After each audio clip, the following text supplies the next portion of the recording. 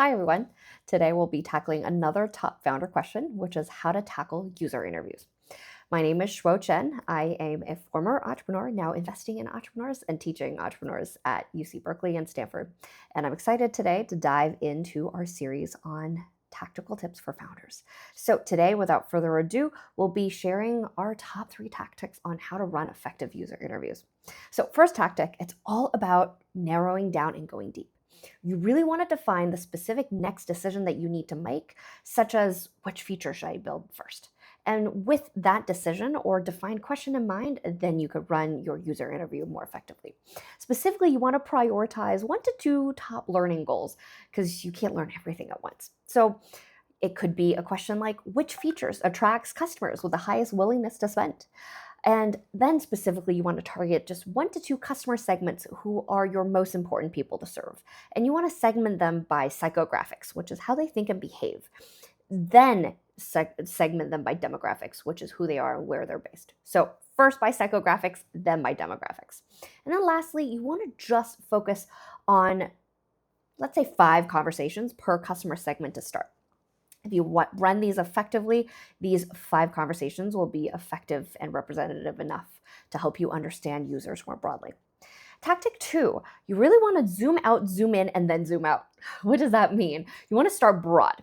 You want to understand the user's world, their habits or mental models, their context, and start with questions like, tell me about how you run your business.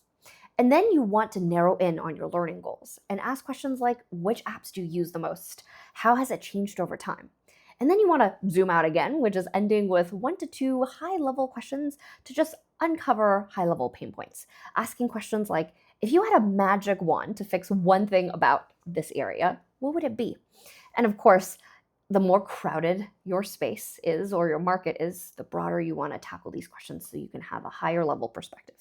And that brings us to our last tactic for today, tactic 3, which is focusing on tag, track, and translate user insights in all of your conversations.